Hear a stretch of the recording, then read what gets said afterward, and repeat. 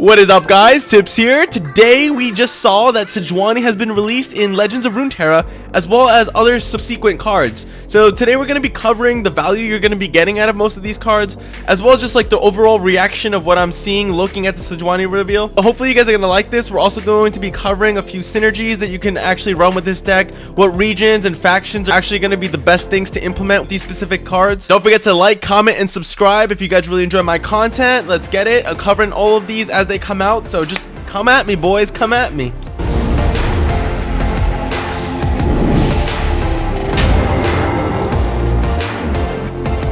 Quick shout out to my boys Wakai and Lori for helping me out with my Discord. They actually made this a really nice little place where we can have our own community going.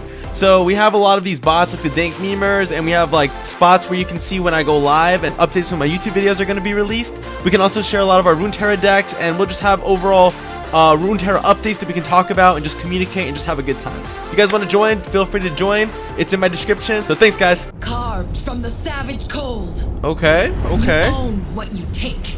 Ooh, okay. 6 mana, 5/6. Those stats are insane right now. Okay, we're gonna cover this in a bit, but guys, just saying, 6 mana, 5/6 is really good compared to what they were giving us with Quinn.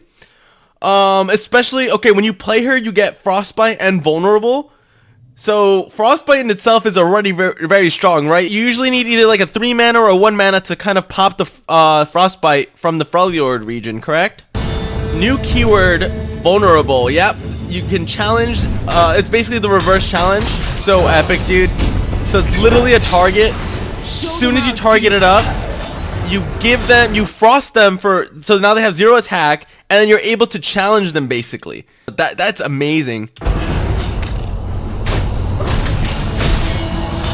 So now we got the Sejuani getting that level up though. That animation was sick, dude. Giving him that red mark, just kind of marking him, and then bam.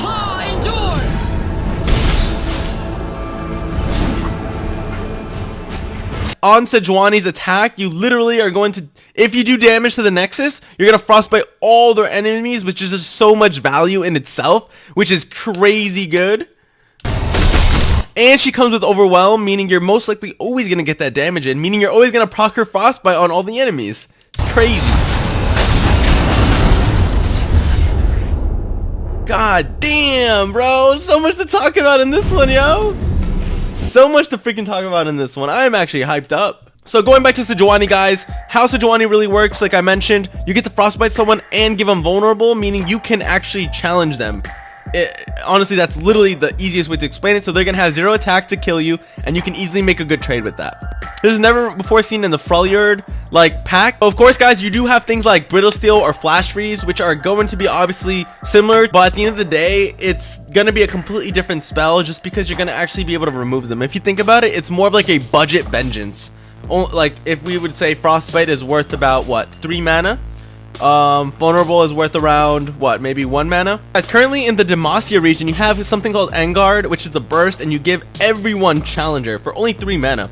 So this is very similar to that concept. If they make that like that vulnerable a 2 mana drop, which would be pretty insane for its value, but I'm personally thinking 3 mana is where it's probably at its best, and it's most likely going to be a fast spell or a slow. I don't think burst would be something they'd give it, but if they do, hey, I mean, to each their own, right? Every turn that you do damage to their enemy Nexus, you're gonna get 1 level up proc for Sejuani. You want to get a total of 5. Realistically speaking, guys, what would be the best way to do this? Of course, PNZ with the mushrooms. As soon as you can even get it at turn 1, but realistically, would you want to do that? I feel like you'd lose a lot of tempo, and you wouldn't be playing the mana curve as good as you normally would. So I think realistically, it would be smart to be starting this at like 2 mana, right? Realistically, turn 3, 4, turn 2, 3, 4, 5, and then at turn 6 is when you would hit the level up. Then you drop Sejuani for the really good, for the 6-7 stats, which now gives her the ability to, as soon as Sejuani strikes, it doesn't matter if she lives or any of that, as long as she strikes and hits the enemy Nexus somehow. She does have Overwhelm as well in both her card sets, the leveled up version and the non-leveled up version, which makes it more likely to get her ability in there, right? So first time you attack, you're gonna most likely hit the enemy Nexus and everyone gets frostbitten. It is such a good value if you really think about it. So if you guys want to compare, it's literally Sejuani's effect is like Winter's Breath, except it's actually a lot more usable because it's on a minion, which is crazy value right there. And then this actually makes Winter's Breath something that you could actually add to this deck now, because you can actually kill all these units with 0 power. It's literally some busted stuff going on right now, and I'm loving it. I'm really liking it. It's not some overworldly OP stuff. It's just very something that you could, someone like an actual like card player can, you know, start mixing things around and really trying things out. I feel like they've been trying to get slow cards to be a thing, like, you know, burst and fast spells have been really killing it, but I just feel like they've been wanting, you know, slower spells to kind of make a difference. Iceborne Legacy, stuff like that. Those 6 mana for 6/7 stats are just insane, dude. If you get that level up, even her normal 6 5/6 stats are good because it's got a nice health stat that is most likely going to ensure you're alive for the most part. And if you think about it, her ability as soon as you play her is literally a clear anyone, whoever's in the fuck in your way. So that's a free trade value as soon as you play her. So she is, I think, just always going to be good to play if you have her. Alright guys, so first thing we're going to cover over here was Fury of the North. We did see this in the actual trailer towards the end. We don't really see this too much in the Frejlord at all. Like, it's usually just like progressive buffs from like units like Omen Hawk, or, you know, damaged. We do see it in the Braum section of like a damaged unit, you can give them stats, but it's usually not like temporary like this, you know what I mean, where it's like kind of like a barrier in a way. So I think this is going to be really interesting concept of what people are going to do with it. I don't see Fury of the North being too OP. Doesn't seem like that crazy. It just seems like a good well-rounded card that people can use offensively or defensively. So I think it's at a stable position right now, and I'm actually comfortable with having that card in there. Maybe you could attach it to Braum, right? It would be pretty good so that you can clean up a minion at least. But you are spending 4 mana, which kind of sucks. So I do believe it has its good and its bad. It's definitely situational, so we're going to have to see how it's played. But I think in terms of its value and what it's offering to us, it's pretty good, as well as for the versatility it's offering. So I think it's a really nice and stable card that, for the most part, you could mix this up in any way to take damage somehow. So if you want to tank damage, or you want to combine it with Vladimir is one of the first things that came up to me when I was watching all these cards, though, because I feel like Vladimir decks are going to literally input all the cards that just came into here because they're going to be so much value to that specific deck. Vladimir has been doing kind of normal, a little lower than average with the win rates, but I think it's going to have a better chance, especially with Fury of the North and all these other cards coming out. So I'll cover that. So Fury of the North is also good with the new vulnerable ability, because you can obviously make better trades and you're really not going to take damage. So it's definitely situational, and we're going to have to see how this comes into play. But I don't think there's going to be too much of a problem with it, because it's just literally like Frejlord's version of Riposte, which is in Demacia, right? So that's clarified. Cool. Ruthless Raider. So we got a 2 mana 3/1 with Overwhelm, and they also have the Tough ability, which basically allows it to tank at least 1 damage, which is going to be good. I could see it being a pretty stable, it's a stable 2 mana. I think it might actually be even better than this, because it could tank any 1 damage, so you can't really kill it with your chumps that are really low, like one attack. It could definitely synergize with Almond Hawk, because imagine playing Almond Hawk on turn 1, turn 2 you're gonna have basically 2 health, and then with the Tough, you're going to need a 3 attack minion to basically trade with Ruthless Raider, which I think is really worth and really good value. And you're going to need a minion. You can't just really use spells because of that Tough thing going on, right? So it's definitely a good kind of counter to Battle Feast. All they really have is Black Spearing, and that's not really going to be that viable. So they gotta, you know, they're kind of getting on the Shadow Isle people. It's not going to really affect P&D that much, because for the most part, they're always good at trading with stuff like that. But if you are able to buff Ruthless Raider, I think he could be actually really disgusting. And it's going to take a little more than a Mystic Shot to get rid of him, right? So if you can map him up with Omen Hawk. We have now Ember Maiden, the 3 mana 3/2. Those stats are kind of iffy, but if you think about it, you are dealing 1 to everything that specific turn. So now, comparing this to other regions, the stats aren't obviously like the best, right? You only have 2 health, so you can die by a 2 mana cost. Some other regions or factions have stats that are 3/3. He's kind of like in the moment to clear the people on the board now. Because if they summon a new minion and they have challenge or something, they're able to easily just target you and just kind of, you know, rip you up into shreds quickly. I do think Ember Maiden is going to be good as like a board control. If you can keep him alive, you're able to clear up all those spiders that everyone's playing nowadays. That 5 mana, just summon 3 spiders, and yeah, it's a really good card in my opinion, Ember Maiden. Especially with Fear of the North, of course you can buff him again to keep him alive. So I think he's actually a pretty stable card. It's nothing bad, right? I could argue his stats aren't that good, but you have to have a way to kind of like make him not too broken, right? 3 health would just kind of be overkill with this ability, which basically is gonna proc twice if you keep him alive for that. Well, which is basically gonna proc most likely for the next turn. So if you really think about it, he is gonna end up being like a 3-1, right? By the next turn, and he's gonna kind of kill himself if you don't do anything.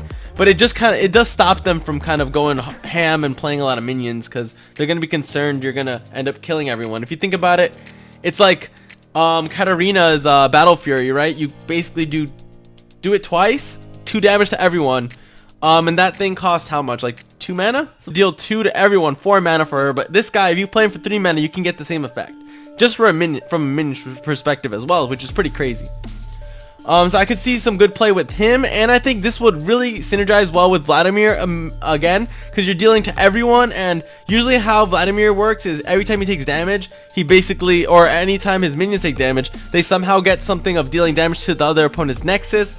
They somehow draw cards, they get buffs, they get more attacks. Like Stefan gets 2 attack or 3 attack extra every time he lives from being like damaged. So it's really a good Vladimir is going to be looking good with these cards right now. Stormclaw Ursine. So guys, design lead Sean Main posted on Twitter that there is a small clarification that he's giving us. I think we did already kind of tell that Stormclaw Ursine did not actually have a rarity gem, and it's not a collectible card in the set. How do we play it, right? Well, I might have the answers, guys. So we didn't really get much from him. People have been pissed on Reddit because the rare or whatever, the gem isn't being shown, so we really don't know how he's summoned. But there have been leaks online which have stated that for the most part he's going to be summoned from a shaman or of some sort. So the most, like, I guess this is kind of the concept that I've been going about, is that we know how World of Warcraft characters are. Usually it's like you have a shaman who is paired up with an animal. You can transform into an animal. And even in like previous games, or like, you know, just ancient history and stuff, shamans are kind of worded as like working with evil spirits, and then they somehow like tag along with animals. That's just always a thing, and they transform into them. So that's kind of where my logic is coming. I know you guys who stuck for the beginning of the video want to know how Stormclaw Ursine was. Well, this is a really educated guess of how he's going to work. That you're either going to do something like the Mage Seekers, where you play a 6 mana spell or higher to get him to transform, or it's going to be like, depending on how much damage he takes, you're going to evolve into this guy with the 6/6 stats. I can imagine his original base stats are going to be like a 5 mana 4/4. If you survive like 2 turns or 1 turn with being damaged or something, he's just going to evolve. I could honestly really see that being something part of this. It wouldn't be too taxing on you, but if you do get the proc going, then it's actually going to be more beneficial to you. But I think that's kind of how Mage Seekers are working at this point either way, and I think it's a really good concept that you could add to the Frejlord. So I wouldn't doubt that, you know, they're going to try that. He gives other allies who have 5 or more power overwhelm, so I do think this could actually mix well with Noxus, who the people who can't attack. You're kind of gonna have to, like, you know, either try killing them as soon as possible or take all that damage that they're going to be dealing with overwhelm, because that's going to be deadly as fudge, man. Sejuani's spell did not get released, but I have a good hint. Just going to be a frostbite and a vulnerable all together compressed in for like a 4 mana. I think that would be pretty fair. That seems like it would be the more logical, right? Because you kind of want to combine the two. She's already using that whole ability, so it's her own designated thing. And usually how spells work is they use something specifically for what their use case, what they're trying to get out of their abilities. So when you've damaged the enemy nexus, it does help you, right? So that you're able to damage. You're always going to have that overwhelm, so there's not a worry in that case, and you're able to clear minions and not take damage. So I think that's going to be your spell, of course. Hasn't been released, but that's really highly educated, and I think we're going to be seeing that. Also, guys, if we take a quick dive into this, like this image right here, right? You can see the shaman staff over on the right over here. It was definitely a person, right? They just transformed. You can kind of tell by the visuals. And look, someone was attacking him. So there's a reason he evolved. There was damage he was taking. So more likely than not, you're supposed to take maybe 2 or 3 damage, and if you live, you're gonna then transform to this crazy animal, right? which is obviously the card we're getting. So I truly believe that's how it's gonna work. And yeah, like looks like a shaman, right? He's got the shaman clothes. He just evolved to an animal. He's like midway transformation too, it looks like. So this just makes it obvious, right? And there's obviously creatures here, or there's obviously people that were attacking him, right? Trying to kill him, but he just couldn't take it, so he evolved. He's like, Bonesaw is ready. You know what I mean? He just had to evolve. With the leaks, basically they said that associated unit might be the shaman, which would basically summon your Stormclaw Ursine. As well as probably the spell that you're gonna get is Glacial Prison. It might be also, right, her ability could be Glacial Prison or something in that sorts, but I truly think it would just be, right, Glacial Prison is probably the Frostbite and the Vulnerable encompassed in one, right? So I think that would make the most sense for me, at least, which probably around 4 mana. I'm banking a fast or a slow. Overall, guys, with these cards that they've announced, I do have a really good feeling that this is gonna all match up with Vladimir decks, and Vladimir's probably gonna have a good win rate and gonna be really useful in the meta. I can't wait to see the Noxus cards, because that's really gonna confirm what I'm thinking. But it just seems like you can mix this up with a few things like, of course, Ionia, or PNZ. But I just think for the most part, Noxus is gonna be the one. Even Darius might add to this, just because, you know, you have Stormclaw Ursine is gonna be giving all 5 minion power people 5 attack or more. I could see, you know, that's a lot of what Darius runs in his decks. People have even been stating you can run this with Ashe. It might just be a little bit too slow, and you probably wouldn't be able to proc the Sejuani. But let's say you scrap the Sejuani, Stormclaw Ursine would actually be good here, and maybe these other minions too. Just not Sejuani, because Sejuani seems super late game, like towards like where the Anivia gets really, you know, beefy, where like Karma gets beefy, stuff like that. So I think this is going to be add an interesting taste into the new meta coming up on the 30th. But I think we have a lot of solid cards that are for the most part going to be useful and are going to really impact and be part of different decks. Obviously some better than others with different factions, but like I mentioned, Vladimir, I'm looking at you, buddy. You're about to get fucking buffed with all these cards. So yeah, guys, if you have any other questions, please feel free to comment, like this video, subscribe, guys, if you want to be part of the tips gang. Check it out, right? Yeah, with that being said, guys, thank you so much for watching. You guys have been awesome again, and have a good one. All right.